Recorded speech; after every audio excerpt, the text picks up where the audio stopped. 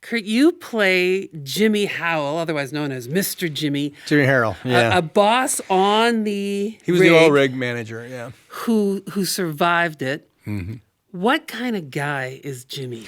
Well, you know, I really wanted to meet him, and I never had the opportunity to do that. I think when you're going to play somebody who has lived or is alive, you're very obligated, I think, to try to capture at least the true essence of the person.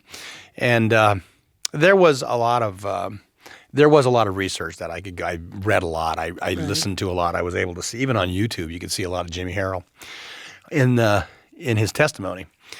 But also I got to talk to guys who had worked with him and guys who had done his job, the offshore installation manager job, who he basically runs the rig. And so I had plenty to go off of. And what you come out is you understand, you know, and I've been doing this a while, and you begin to, after a while, kind of see things fall into patterns. And as it turns out, you know, submarine captains and captains of airplanes and, you know, the men who are going to run something that catastrophe can happen within, they all have certain things that are similar. They have some sort of essence to them that makes you believe, yeah, this is what this guy does. He does this and he does it well. And so I did the best I could to capture that, and within what I felt, also the writer who had done a lot of homework. He was pretty true to form. I'm hoping Jimmy sees it someday and enjoys it. I don't expect to ever hear about it, but I'm just hoping that he appreciates it. You know. You're saying how important it is when it's a real person. We've seen you play Wyatt Earp in Silkwood, some real roles, and then we've seen you play in large action films that are fictional. But this is a large disaster that really happened. How heavy did that play on you, knowing that this is a story that had such an emotional feel for people? Yeah, it's a true tragedy. I mean, these are real people, and this is what happens when it goes wrong, when it goes south. I think that one of the things that this points out, this Deepwater Horizon movie, is this is it can be an inherently dangerous thing. That oil that's down there, it's been under pressure for millions of years. If you puncture it, it isn't going to be kind coming out. It's in fact not, I drink your milkshake. You know, it's exactly not that. You don't suck it out of the ground. You keep control of it, cap it, and then another rig comes in and slowly pumps it out under control. But the guys who dig it out, the guys who puncture that, this is what can happen if it goes south. So it's people making decisions based on data and information, and you do the best you can. And getting that gas, getting that oil out of the ground and turned into gas so that you can drive your car for $3.50 a gallon at the moment or whatever it is, and fly from L.A. to Toronto for something under $30,000. Yeah, this is what has to occur once in a while, and you try to learn from it so that it doesn't occur again.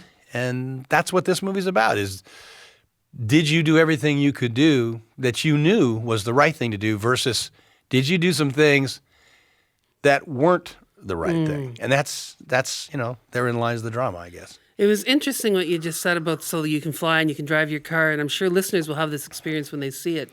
On the way home from seeing the movie, for me, I turned to my spouse and I said, I put oil in my car and I enjoy the heat in my house, but I never think about the actual work that these men and women do, how dirty it is, how dangerous it is. And that portrayal was intense. And that rig that you were on, which I heard was actually built in an amusement park parking lot, from the theater seat, was immense and intimidating. What was it like to actually be on it? And was the size... It was a great set. It was a really great set that they'd built. Allowed for us to do all the things that we wanted to do. But, one of the things that's interesting about that is they get these tremors, these shakes. I'm just trying to think of what the actual word is. It's in the movie when I've blanked on the word. It's a fake. It's just it's not going to be an earthquake. Right, it's going to. I think they were calling it a kick. It's a kick. Yeah. Thank you. Is this just a kick? Yeah. Or is this gonna? Or is this the boom? Is this gonna go crazy? Yeah. The fact that occurs that occur, that lets you know that this is not something that occurs only once in a while. These guys deal with this a lot. So when that kick starts, they all pay attention. You're not on a pleasure boat. And those two guys that were the BP guys were on that thing they were on that platform that day. Right. They certainly were looking for what they got. Yeah. So, is this just, I think this is a kick. I think we're okay. Well, when that decision is made and it turns out to be incorrect, it's absolutely disastrous and people die. And you have to deal with accountability. And on the set, could you feel those kicks? Like, were they making it so that you could feel? Honestly, no. Oh my goodness! I was like, if you're scared of heights or anything, you'd be like doomed on that thing. Not really. No. But it was pretty big. I heard it made roller coasters look tiny next to it. Oh yeah, this thing was to size, as it were. They did a wonderful job on this movie in terms of production value, and in terms of, there was the explosions that happened. You could see them from outer space. Whoa! And the explosions they made, I think you could see them from outer space again. It was pretty crazy, and it's all, at the end of the day, kind of, I suppose, in honor of the people who were injured gravely or died, because without them doing that, you don't move forward. Yeah. What was it like for you to hear those stories firsthand? I met the families of the people, and I did get a lot of stories from them. It's funny. Funny is not the right word. It's educational, and that is when you are looking into the eyes of someone who's lost somebody that's incredibly important in their lives, fathers, sons, daughters, whatever. It's irreplaceable. It's never going to get. That's never going to go away. And I suppose what you see is time slowly eroding the raw emotion that one feels about losing someone. And we've all had that. Yeah. We all understand that. Yeah. This is just extremely difficult in that the theory is, especially in our day and age, the theory is it's avoidable.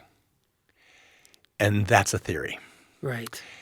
And if they died because something could have been done differently, then there's that agony to it. Right. That's clear. Yeah. If it's out of sheer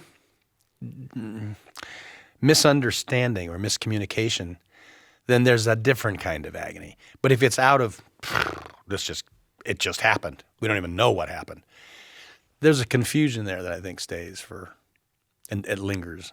And do you think a movie like this can help people heal from it, can help people process it? I don't know if it does that, but hopefully it'll help people understand that it's not easy getting that oil out of the ground and in your car. At least it's not as easy as you think it is. Right. It's not by road.